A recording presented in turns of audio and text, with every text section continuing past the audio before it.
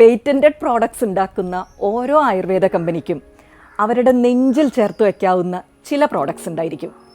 അതായത് ഏറ്റവും ഇഫക്റ്റീവ് എന്ന് പറയാവുന്ന ചില പ്രോഡക്ട്സ്. എല്ലാ പ്രോഡക്ട്സും അങ്ങനെ ആയിക്കൊള്ളണമെന്നില്ലല്ലോ. ഒരു പ്രോഡക്റ്റ് അല്ലെങ്കിൽ ഒരു ഔഷധം 60% പേരിൽ പോസിറ്റീവായ ഗുണമുണ്ടാക്കിയാൽ, അതായത് റിസൾട്ട് ഉണ്ടാക്കിയാൽ, ഫലപ്രാപ്തി ഉണ്ടാക്കിയാൽ അതിനെ ഒരു നല്ല ഔഷധം എന്ന് പറയാം.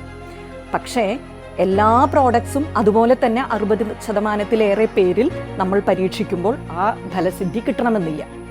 ചിലതാവട്ടെ 90%, 95% പേരിലും അതേ റിസൾട്ട് ഉണ്ടാക്കും.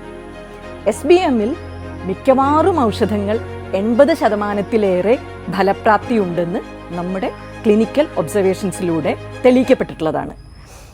അതിൽ തന്നെ ഏറ്റവും നമ്മുടെ പ്രിയപ്പെട്ട ഔഷധം ഏതാണെന്ന് ചോദിച്ചാൽ ഞാൻ പറയും അത് ഉമ ടാബ്ലറ്റ് ആണെന്ന്.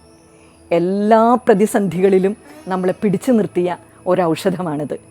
വിദേശത്തും സ്വദേശത്തും ഒരുപോലെ തന്നെ ഡോക്ടർമാർക്കും രോഗികൾക്കും പരിപൂർണ വിശ്വാസം ആർജിച്ച ഒരു ഉത്തമ ഔഷധമാണ് നമ്മുടെ ഉമ ടാബ്ലറ്റ്. അത് വെരിക്കോസ് വെയിനും പൈൽസിനും അലർജി രോഗങ്ങൾക്കുമൊക്കെ ഒരു എന്താ പറയുക, സൂപ്പർ എന്നൊക്കെ പറയാവുന്ന ഒരൗഷധമാണ്. അപ്പോൾ ഇന്ന് നമ്മളിവിടെ ഈ ഉമ ടാബ്ലറ്റ് കഴിച്ച്, അതുപോലെ തന്നെ ഉമ ടാബ്ലറ്റിനോടൊപ്പം തന്നെ നമ്മൾ വെരിക്കോസ് വെയിനോ പൈൽസോ ആണെങ്കിൽ അതിനോടൊപ്പം ചേർക്കുന്ന മറ്റ് ചില ഔഷധങ്ങളും കൂടിയുണ്ട്.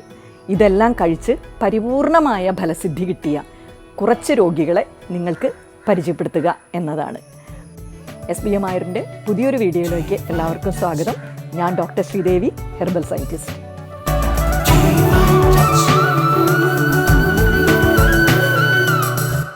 നമസ്കാരം, ഞാൻ ഡോക്ടർ സിൽസി.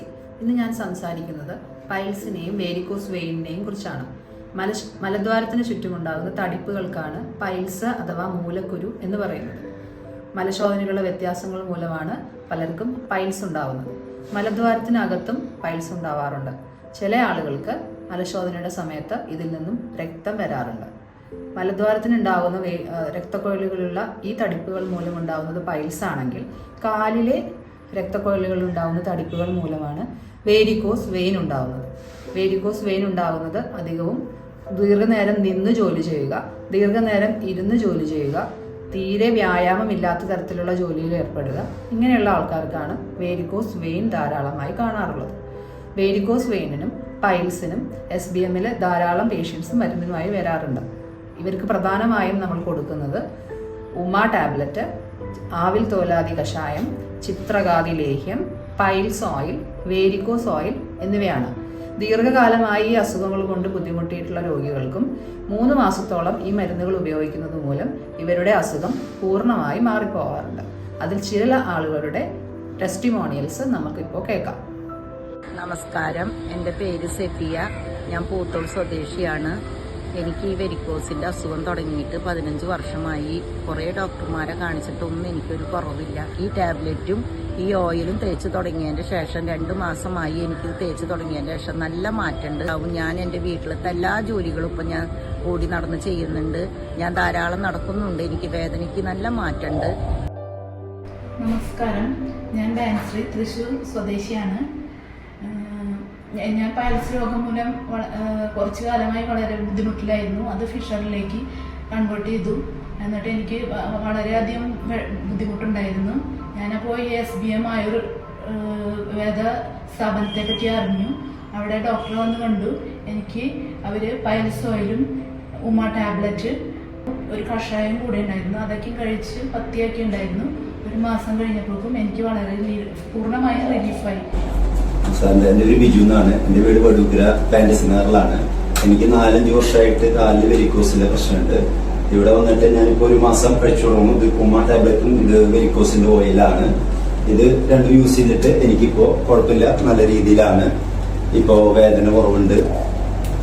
അപ്പോൾ SBMൻ്റെ ഉമ ടാബ്ലറ്റും അനുബന്ധ ഔഷധങ്ങളുമൊക്കെ കഴിച്ച് വെരിക്കോസ് വെയിനും പൈൽസും അതുപോലെ തന്നെ ചില അലർജി രോഗങ്ങളുമൊക്കെ പരിപൂർണമായി സുഖപ്പെട്ട ചില ആളുകളുടെ അനുഭവങ്ങൾ നിങ്ങളിപ്പോൾ കേട്ടല്ലോ.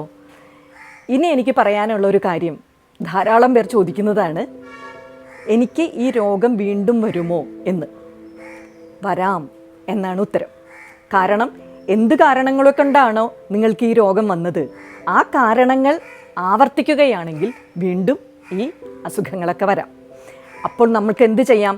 ഒന്നുകിൽ നമ്മളുടെ ഈ ജീവിതശൈലി തന്നെ നേരായ വഴിക്ക് തിരിച്ചുവിടുക. അത് സാധിക്കാതെ പലപ്പോഴും നമുക്ക് ഭക്ഷണം കൺട്രോൾ ചെയ്യാൻ പറ്റും അല്ലേ, ഭക്ഷണത്തിൽ പല കാര്യങ്ങളും മാറ്റിമറയ്ക്കാനൊക്കെ പറ്റും. പക്ഷേ ഇതിനപ്പുറത്തേക്ക് നമ്മുടെ സ്ട്രെസ്സ് അല്ലെങ്കിൽ നമ്മുടെ മനസ്സിൻ്റെ വ്യാപാരങ്ങൾ മാറ്റിമറയ്ക്കാൻ നമുക്ക് പലപ്പോഴും ആവില്ല അല്ലേ. ഇത് നമ്മളുടെ അസുഖങ്ങൾ ഉണ്ടാകാൻ കാരണമാകും.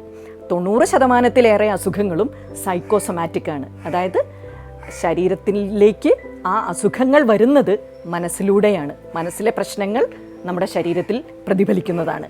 അപ്പോൾ അങ്ങനത്തെ പ്രശ്നങ്ങൾ വന്ന് ഈ അസുഖം ആവർത്തിക്കുകയാണെങ്കിൽ 2 കാര്യം ചെയ്യാം. ഒന്ന്, നിങ്ങൾ അതിനെ മാനേജ് ചെയ്യാൻ പഠിക്കുക. രണ്ടാമത്തത്, വീണ്ടും ഔഷധം സേവിക്കുക. അല്ലാതെ മറ്റു മാർഗങ്ങളില്ല.